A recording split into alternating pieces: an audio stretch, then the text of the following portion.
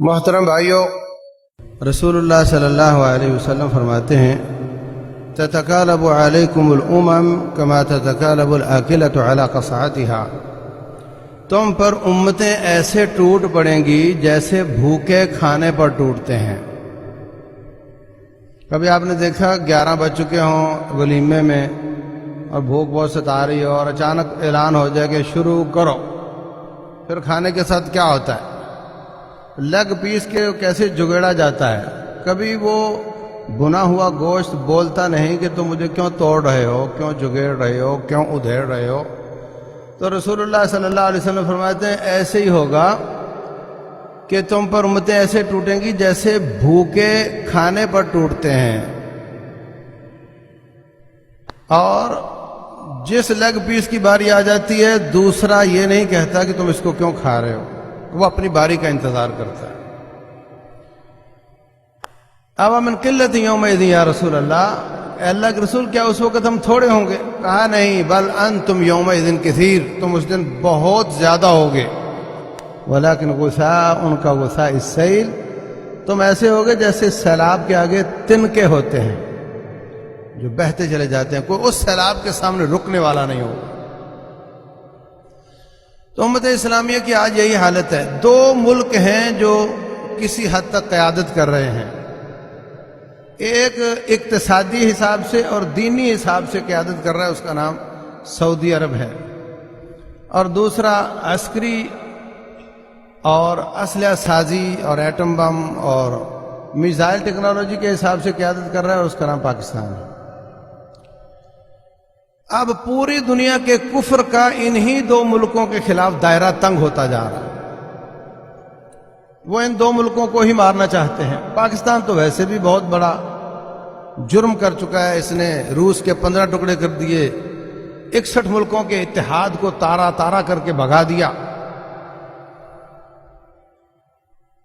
تو وہ دونوں کے گرد اپنا دائرہ تنگ کر رہا ہے۔ پاکستان کے لیے کشمیر میں ظلم ہو رہا ہے کہ وہاں ظلم ہوگا، عوام کھڑی ہوگی اور یہ دباؤ بڑھائے گی، فوج حملہ کرے گی، جیسے جنگ شروع ہوگی ہم چاروں طرف سے پاکستان پر حملہ کر دیں گے، 3 طرف سے۔ چائنا بھی کافر ہے مگر وہ حملہ نہیں کرے گا۔ اسی وجہ سے ہماری اسٹریٹجی یہ چل رہی ہے کہ دان دکھاؤ، شور کرو، میڈیا ٹرائل چلاؤ، رابطے کرو، مگر فائر نہ ہونے دو، کیونکہ آپ کے ساتھ دنیا کا کوئی نہیں۔ دنیا تو دور کی بات ہے، آپ کی اپوزیشن آپ کے ساتھ نہیں۔ کسی ایک بڑی سیاسی جماعت نے عوام کو روڈ پر لا کر احتجاج کیا۔ دینی قیادت کی حالت یہ ہے کہ وہ عین اس وقت ملک میں افراتفری پھیلا کر کے دشمن کو حملے کا موقع دینا چاہتے ہیں۔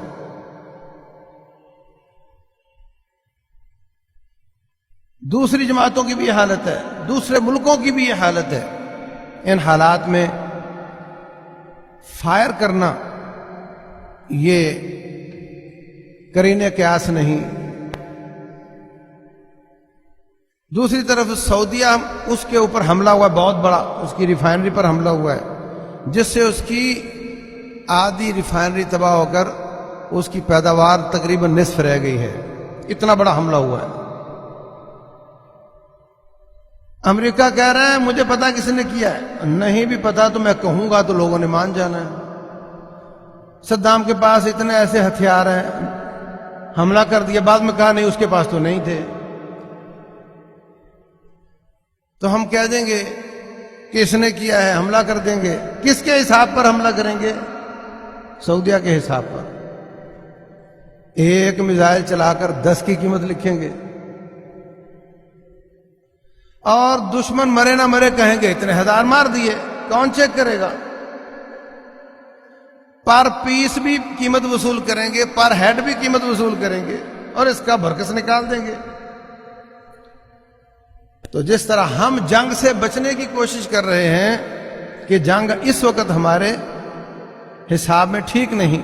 اسی طرح دوسرا ملک جو دنیا میں مسلمانوں کی قیادت ہے وہ بھی جنگ سے بچنے کی کوشش کر رہا ہے، اور امریکہ کے ایک سے زیادہ دفعہ آفر کرنے کے باوجود وہ یہ کہہ رہا ہے کہ نہیں، ہمیں تیری مدد نہیں چاہیے. تین اطراف اس کے بھی گھرے ہوئے ہیں، تین اطراف ہمارے بھی گھرے ہوئے ہیں. چائنا کو چھوڑ لو، ہر طرف دشمن ہے. ان کے بھی امارات کی سائڈ اور تھوڑی سمندر کی سائڈ چھوڑ لو، باقی ہر طرف دشمن ہے. اخوان اور شیعہ یہ دونوں دشمن ہیں. یمن میں حوثی، ان کے اپنے ایک صوبے میں شیعہ، ان کے اس صوبے کے ساتھ بحرین میں شیعہ، اس کے بعد آپ جو امارات ان کے ساتھ ہے، تو قطر اخوانی ان کے مخالف ہے، اور دوسری طرف لبنان ہے تو اسرائیل ہے، تو جارڈن بھی اسرائیل کی دم ہے. تو تین اطراف میں وہ بھی گرا ہوا ہے، تین اطراف میں یہ بھی گرا ہوا ہے. اس کو بھی چھیڑ کر جنگ شروع کروانے کی کوشش کی جا رہی ہے، اس کو بھی چھیڑ کر جنگ شروع کروانے کی کوشش کی جا رہی ہے. اور یہ دونوں ملک سمجھدار اپنی جنگ کو ٹالنے کی کوشش کر رہے ہیں، اس لیے کہ ان کے ساتھ اور کوئی نہیں. رسول اللہ صلی اللہ علیہ وسلم بدر میں ان کے کئی ساتھی لڑنا نہیں چاہتے تھے. وَإِنَّ فَرِيقًا مِنَ الْمُؤْمِنِينَ لَكَارِهُونَ، مگر اللہ تعالیٰ نے لڑوایا. لِيَقْضِيَ اللَّهُ أَمْرًا كَانَ مَفْعُولًا.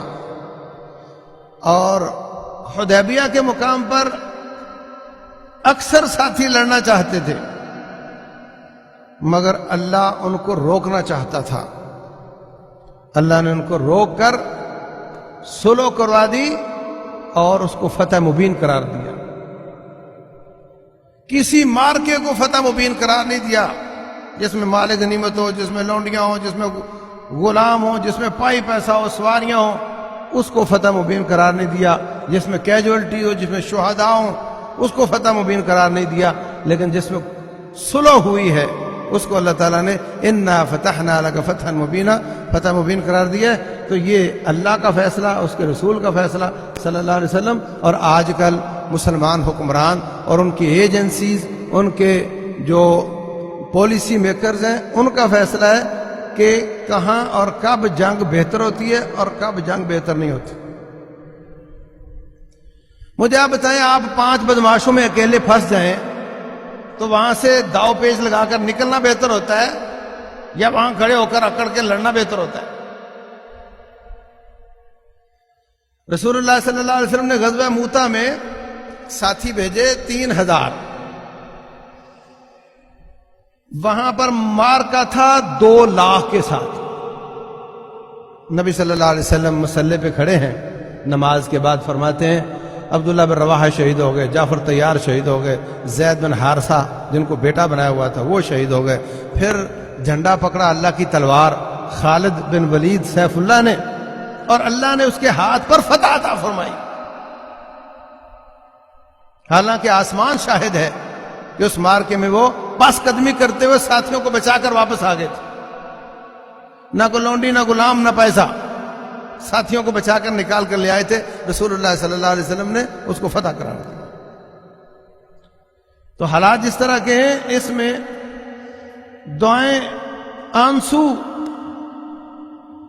اس میں روڈ پر نکلنا، شور کرنا، میڈیا پہ ان کے ظلم کو زیادہ سے زیادہ اجاگر کرنا، اور حکومتی سطح پر دنیا سے رابطے کرنا، یہ ہتھیار کارگر ہے. جب ہر طرف بارود ہو وہاں سگریٹ پینا اچھا. اللہ تبارک و تعالی سمجھنے اور عمل کرنے کی توفیق عطا فرمائے. وما علینا الا